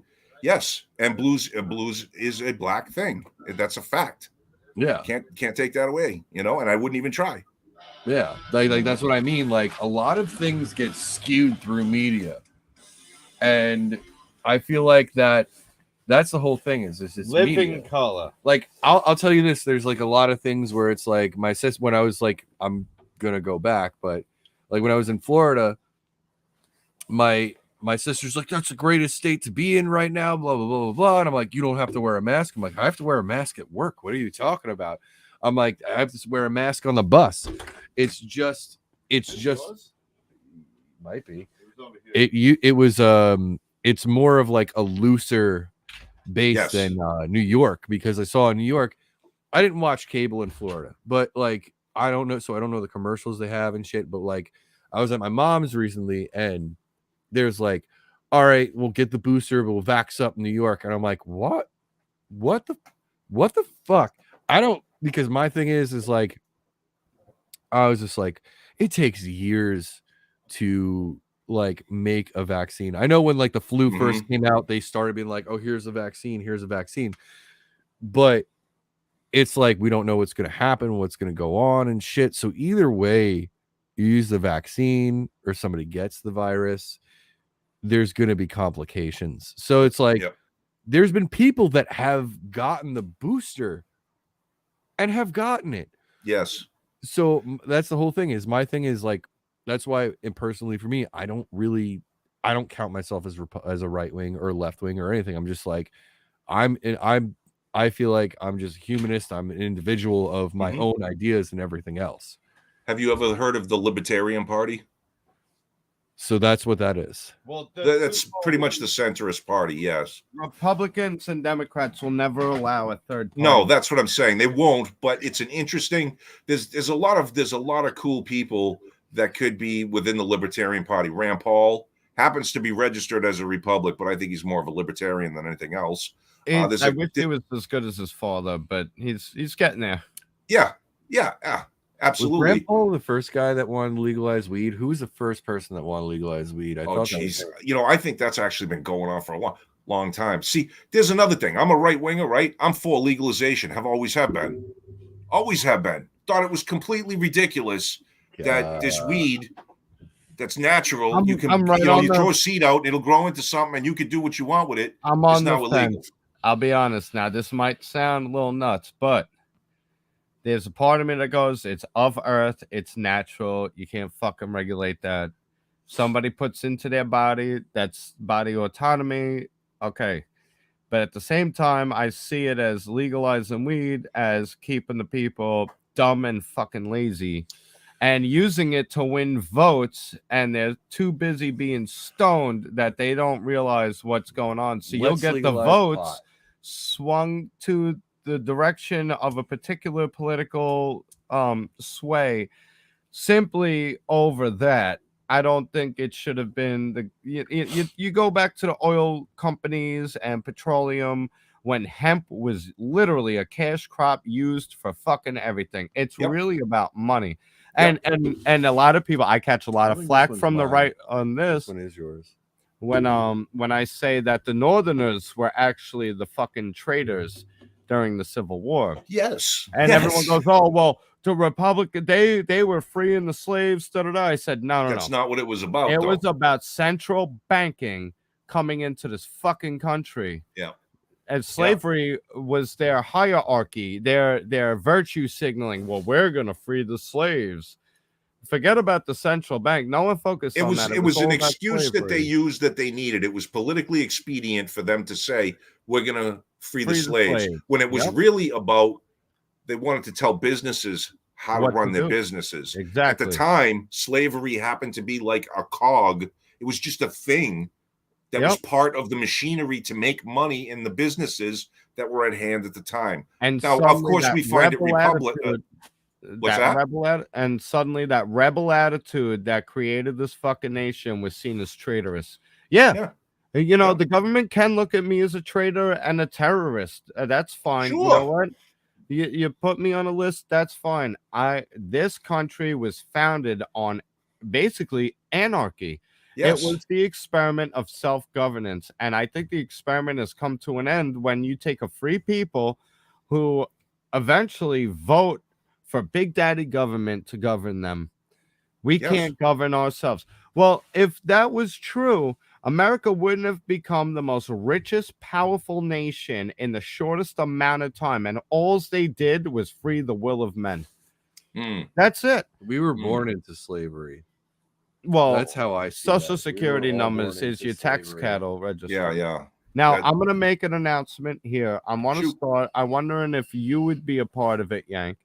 And obviously you, Nick, we're in studio. I'm going to start a whole nother channel called Bridging the Gap. Now, I understand for the leftist, as opposed to conservatives, this I will hold a bias on. There's no communicating with the left. It's a lost cause. If they're still in the hive mind, they're in it. But bridging the gap, I want to start having serious discussions about all things. It's kind of like what Joe Rogan did. You sit down and have long form. Now, what these idiots like Neil Young and India Ari and all them pull my music, they don't understand that when Joe Rogan signed the contract with Spotify, if Spotify tries to censor them, essentially he will own Spotify. So Joe Rogan ain't going anywhere. No, I don't think so. And I condemn his ass for apologizing at all. He sort of did. He sort of didn't. It's you don't. But yeah, I hear what you're saying. To the mob, you're admitting guilt in some sort of fashion or capacity that you did something wrong. I'm not apologizing for shit. My name is Bobby Bacalino. I'm known as Out of the Box. I am a free thinker, And if you have any kind of arguments you want to bring to the table with my opinions, well, so be it, and bring them, and I will host you. That's something that people on the left, as opposed to people on the right. Now, when I say there's cultists, there's people that revere Trump as a saint, and I'm like, well, you're all against the vax shit. Where were you screaming at Trump with warp speed? You're all against universal basic income. Where were you yelling about him with the stimulus and the fucking and the unemployment? You know, I mean, we all know Biden is who he is, Harris is who he is, but at the same time, there's cultists on both fucking sides. Yes, agreed. So I want to bridge the gap, and that's basically limited to the few free thinkers we have left. Did you see the video? Did you see the video in Minnesota when they started the riot with in Target? There was one guy, one walking white around guy, breaking a glass. Yeah, and there's this black dude following him. He's like, "What the fuck are you doing?" He goes, "Yo, what the fuck are you doing?" And he had a pizza in his hand. Follow him all the way around the back of the fucking store. And the guy's like, "You fucking stay away from me." He goes, and he puts his shit down. He's like, "All right, hold up. You want to fucking do this? Let's do this." That's the whole thing. Well, this is the media. The media is fucking doing this. It's skewing it in general. Well, and this is my Black Ops shit. I mean, Timothy McVeigh. Okay. The Unabomber. Well, no, he was there at fucking Waco. Yeah, he was. He was. And he had said that he didn't agree with what the government did, so they made him a fucking patsy for that Oklahoma City shit. You know. Well, that's one theory. I also can see the theory that he did it with Terry Nichols. You know, they did the fertilizer bomb, and they did it because of what happened at Waco. What was destroyed in that bombing? The federal building. All the records of the vets who were suing for medical care. Yeah, that's kind of like the missile that hit the Pentagon hit the exact spot where the day before Donald Rumsfeld said we're missing something $1 trillion from the Pentagon, and it's all kept in that same part where the plane flew into it. The coincidence. Plane flew in. And that fucking gouge in Virginia.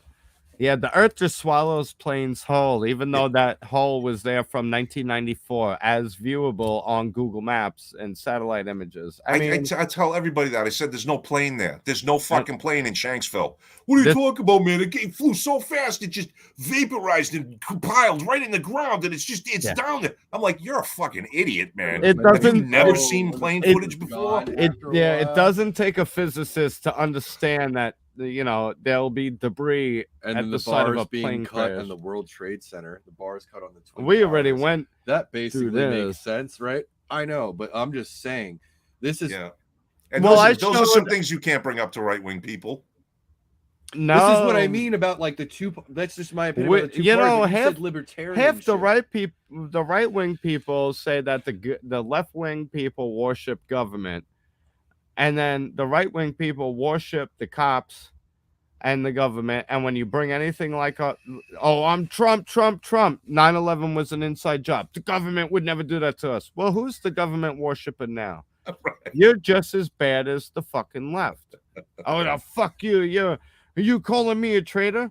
I'm calling you an idiot. Calling you an idiot. You don't think for yourself, and you're not going to question. See, I get chastised a lot. And a lot of the people that I have, quote unquote, woke up, I would just ask them questions until they ran themselves into a fucking circle. Yeah.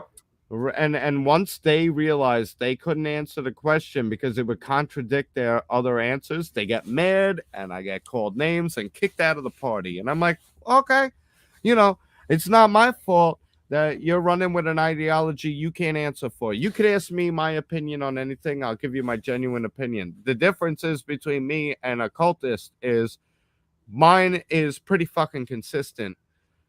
It doesn't matter. I don't trust anyone, and I question everything. Well, I'm going to say this. This is where we could completely kiss monetization goodbye. Sandy Hook. I have a lot of inside information with Sandy Hook. I have people that live in Newtown who are friends with the first responders who said, I could show you videos that are illegal to publish. I have things out there. Go to Odyssey, America the Great. Go to Odyssey, what really happened at SH. It's just They get on this thing. How dare you question the lives of children? Da da da. And I'm like, that's why they use children. Because as soon as you say that to me, it, I'm an asshole. But you Right. got no fucking answers for it. And if that really happened to children, then goddamn you for trying to cover it up and not get to the bottom of it. Because if children were really killed like that, and that really happened the way they said it did, I'm trying to prevent it. I'm asking the goddamn questions. Why wasn't emergency response handled the way it should have? Why'd they break so much protocol? Why weren't the kids memorialized? Why weren't any of the fucking things released? Why was that a condemned school marked for fucking demolition before the shooting happened? They're gonna not. We're not gonna stop until we overturn every stone. 2 days later, the fucking building's demolished. Or Yep. 2 weeks later, Yep. I got from the state registry that they paid off the mortgages of most of the houses in that fucking town in 2009. Okay. And he didn't even use the rifle. We have the news reports when they found the rifle in the trunk. Yet you're going after assault rifles, but he used handguns. It's, and I'm condemned for questioning it. Yeah, Don't you want to get to the bottom of it? No, I'm worried about a shooting like this happening again. And your solution, according to the guy in Virginia, is give the school children buckets of rocks to throw at a Right. gunman. Are you fucking kidding me? Yeah, dude. How about this one? How about the fucking Las Vegas shooting? Oh, Right? we never got to the bottom of that. Dude, I'm waiting. Here's something real that's it doesn't cover the whole thing, but I'm waiting for my timeline to show up again so I can look through things that I said back then when it happened. Because as soon as it happened, I wrote on my timeline, I said that is not an automatic machine gun. Because that's what the whole news was saying. And they were all saying they were all saying that's automatic gunfire. I said, no, it's not. It's a bump stock. I said, he's got a bump stock. That's what that staccato is that you're hearing. No, it is not regular enough for a bump stock. And then what came out of that? What's that? I said I was actually quite opposite. I said it was an automatic machine gun, not bump stock. Yeah, but it wasn't. Well, here's the thing: whether it was or whether it wasn't, what came out of that? The bump stock ban. How the fuck did you hear 2 different gunfires from 2 different places? See 2 different hotel windows blown out. Yeah, and then it was the whole, it's ISIS, this and that. Did you see those crime scene photos? It looked like something out of a goddamn video game when they went into the hotel room. It was all CGI. Oh, yeah. There was not one real photo. And when you see the bullet on the ground with the blood around it, I took forensics through a number of years. Uh-huh. There was no pooling around the casings. If there was a real liquid around the bullet casings, there would be a pooling ripple around it. You know what I mean? Mm-hmm. I broke that shit down like crazy. You know what they did? They fucking lit up a bunch of people. And what'd they do? They went after fucking bump stocks. Right. How about a force reset trigger? FRTs. Force reset triggers. I don't think I'm familiar. Look up an FRT. I'm getting me a few before they're outright banned. Okay. It doesn't make it a machine gun. Is that the little clip thing that fits in on an AR on the top? It goes into the trigger. Yeah. Okay. So it with the pressure, it pushes the trigger back to reset. It's still a semi-automatic, but you can essentially hold it light and it's now to anybody who's worried about machine guns, they are the most inefficient, inaccurate. Yes. Ammo wasting fucking junk. Yeah, you're not gonna go and bump fire and hit that many fucking people. No, that had to have been an automatic weapon. Well, have you ever bumped fire? I've done it. I've done it from my belt loop. You bumped fired? Yes. And you would have been able to aim that shit accurately? Well, he's only doing a 5.56, which doesn't have any recoil whatsoever to speak of. Not much recoil. I'll give you that. You know, that shouldn't have been We got to go into the Vegas. Listen, Bridging the Gap is going to be conspiratorial. But how would you feel about being a part of it? Dude, I'm down for anything. You know, as long as I still have a little bit of life left, because I'll be honest, this yank and gutter thing has turned into almost a 7-day-a-week job trying to get it off the ground. Gutter has been working. Gutter has been working her ass off. What are you doing? No, it's because you got. You need any help? I'll help you. Well, we're working through it. we probably could have used some help, some guidance.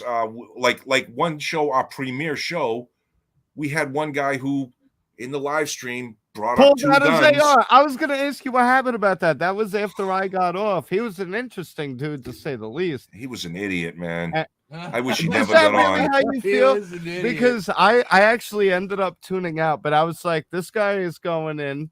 He's a special guy. And then once he said the government's afraid of these, you're like, listen, I've never said this. I'm not one to censor, but dude, not on a live stream. And then I noticed that episode was gone. Yeah, because what she did was she was afraid we were going to get struck immediately. You will. So she took it down and she was trying to edit it. Now we have no editing skills. We have no computer savvy between the two of us. She has more than I do, and I have none. A tech guy. Well, we would have appreciated it. We almost bothered you. We bothered Rick a little bit for it. Never And feel we bad should have about come to bothering you. me. It would actually give me a cause to get the good editing software. I would, Okay. Well, my we'll door's remember that in open the to you future. guys. But it's back up now. It's back up. And just simple things like linking our other, because I got another whole page that's Yankee Redneck, New Hampshire. That's my page.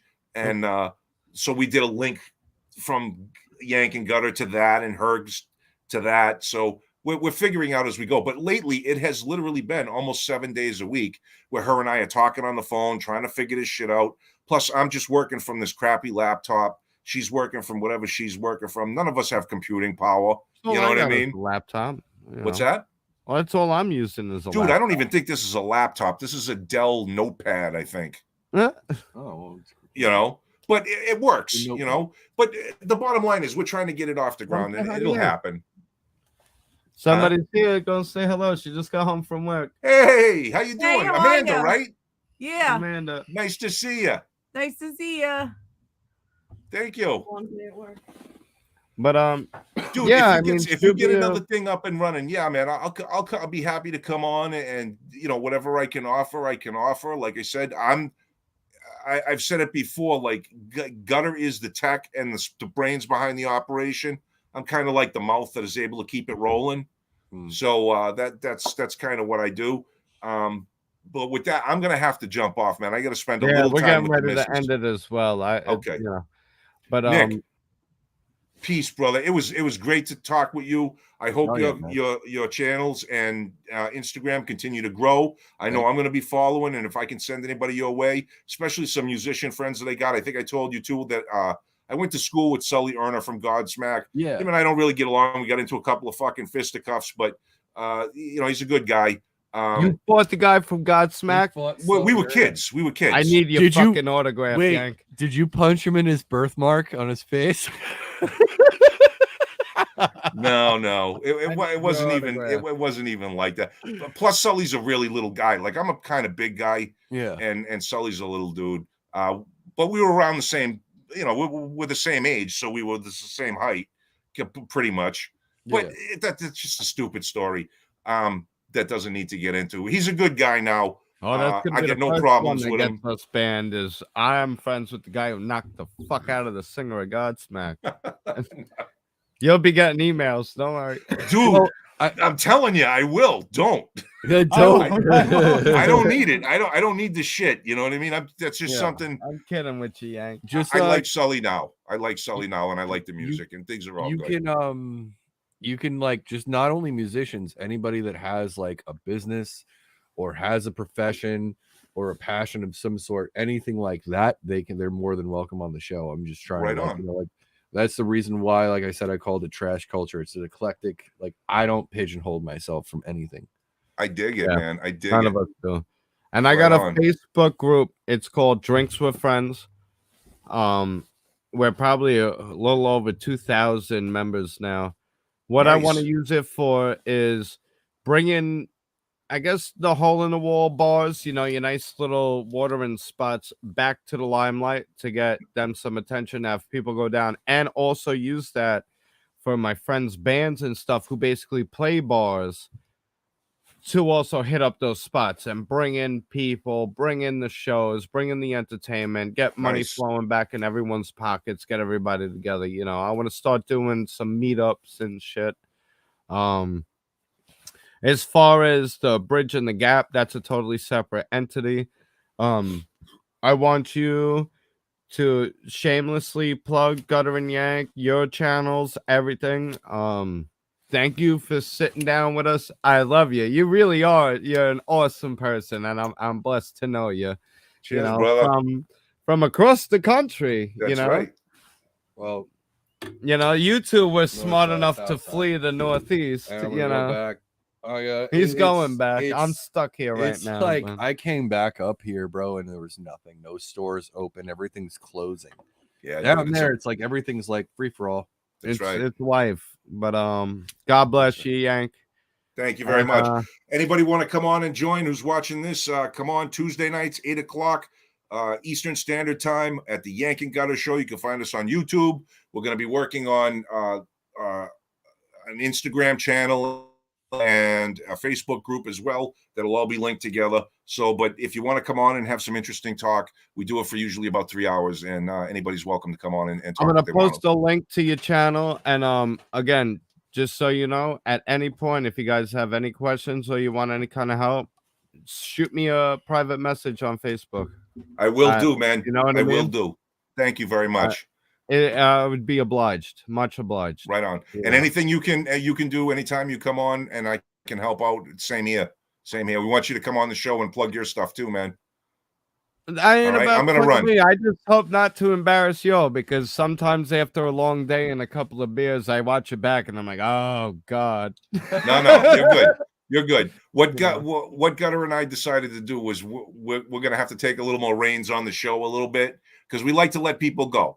You know what I mean? And do what they're going to do. And but like we ran into that problem last week with that guy with the pews that he pulled up, which was so stupid. Well, let me show you my most dangerous weapon, the government. Hold on. Are you pulling down your around here pants? somewhere. I'm kind of. It's right here. I'm out. Right Nice. here. They don't like Nice. us using this. That's right. That's right. You know. Boom. But Peace. love you, Yank. Much love. God bless. Thanks for stopping in. Nick, Trash Culture Podcast. Thanks for sitting in studio. Amanda, thanks for letting us host in the apartment. We'll soon be bidding adieu to. And well, I'm out. for Sunday night, God bless all. God bless. And I will post everything and pin it in the comments where you can find all of us great people from across the seas to across the land. God bless you, Bo. Peace. Later.